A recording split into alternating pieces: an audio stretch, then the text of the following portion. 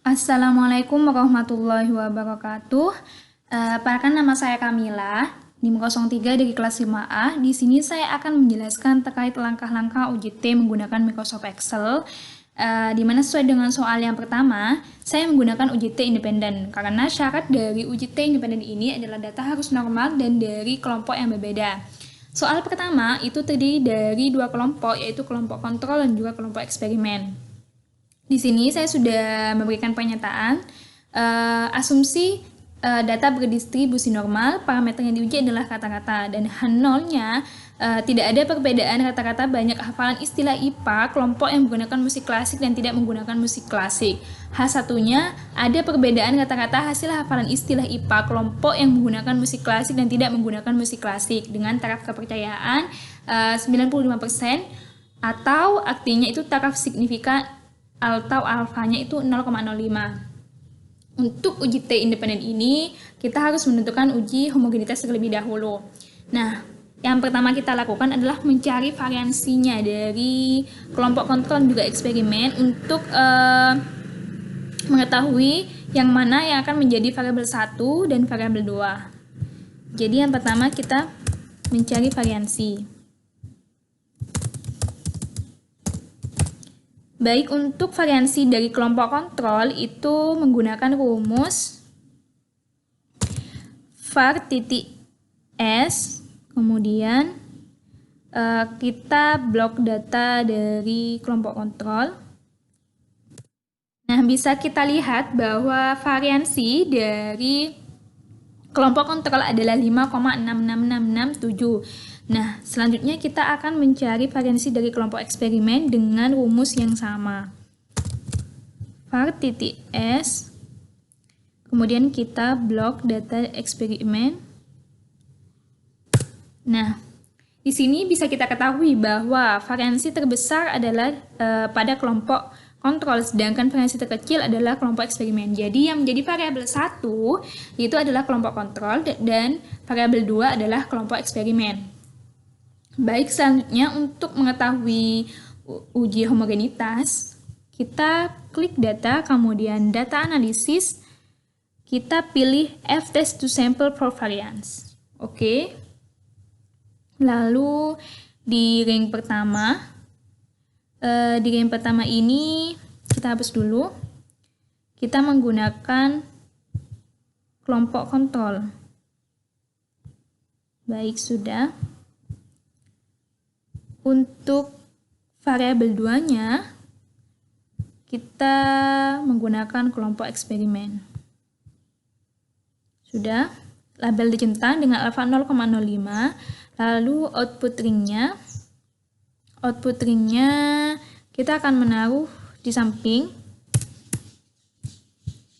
Kita akan taruh di samping, enter. Nah, di sini sudah kita dapat melihat ya hasil dari uji homogenitasnya. Nah, sebentar. Baik, berdasarkan data yang sudah ada, kita dapat membandingkan ini merupakan F hitung dan ini merupakan F tabel. Jika kita membandingkan F hitung dan F tabel, di sini bisa kita lihat F hitungnya itu 1,87, sedangkan F tabelnya itu 2,37. Jadi, jika kita bandingkan, F hitung itu lebih kecil dari F tabel, maka kesimpulannya adalah H0 diterima atau homogenitas data ini.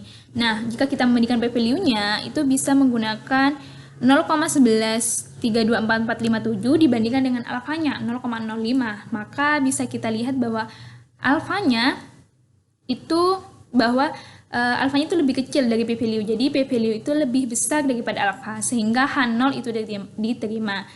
Jadi data ini merupakan homogen. Seperti itu. Selanjutnya, setelah kita mengetahui homogen tidaknya, kita akan menguji uji T independen. Kita klik data analisis, kemudian kita klik, karena data kita adalah homogen, kita akan memilih test to sample assuming equal variance. Oke. Nah, untuk variabel 1 kita tetap menggunakan kelompok kontrol. Variabel 2 kita menggunakan kelompok eksperimen. Label secentang ring alfa 0,05, output ringnya. Untuk output ringnya kita taruh di bawah. Klik OK. Nah, di sini sebentar. Nah, di sini kita sudah dapat mengetahui berdasarkan uji T independennya, kita bisa menggunakan T start dan T kritikal. Nah, untuk T start atau T hitung ini adalah min 1,18 sekian dan T kritikal atau T tabel itu 2,04. Jadi bisa dipastikan bahwa T start ini min 1 ini min 1,18 ini berada di antara T tabel seperti itu atau kritikal. Jadi di antara 2 dan min 2. Jadi H0 itu diterima. Nah, kita bisa juga membandingkan dengan melalui p-value-nya kita menggunakan yang tutil. Nah, di sini p-value-nya adalah 0,246 sedangkan alfanya itu 0,05. Jadi bisa dipastikan bahwa 0,24 itu lebih besar daripada alfanya sehingga p-value-nya itu lebih besar dari alfa, maka H0-nya itu diterima. Jadi p-value-nya itu lebih besar dari alfa, maka terima H0. Jadi kesimpulannya itu H0 diterima. Jadi tidak ada perbedaan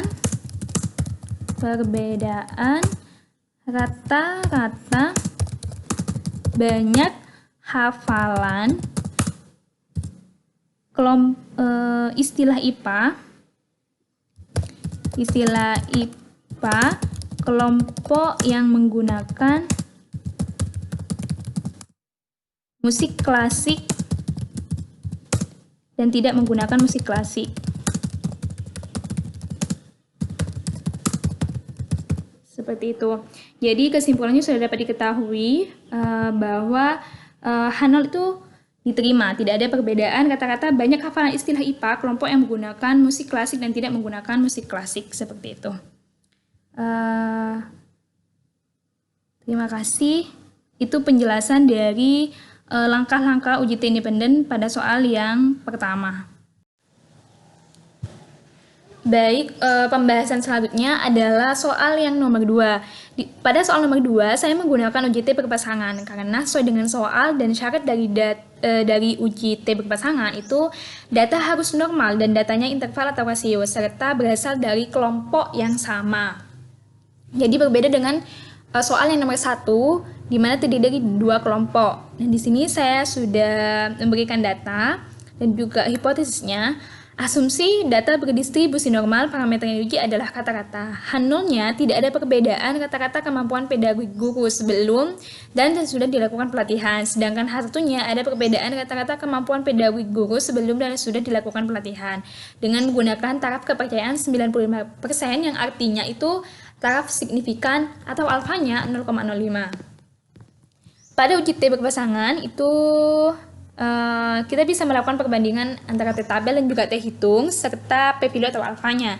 Jika menggunakan perbandingan T tabel dan T hitung, apabila T hitung itu lebih besar dari T tabel atau T hitung itu lebih kecil dari min T tabel, maka tolak H0 atau terima H1. Sebaliknya, jika kita itu juga melakukan perbandingan pada p-value dan alfa, jika p-value-nya itu lebih besar dari alfa, maka terima H0 dan sebaliknya.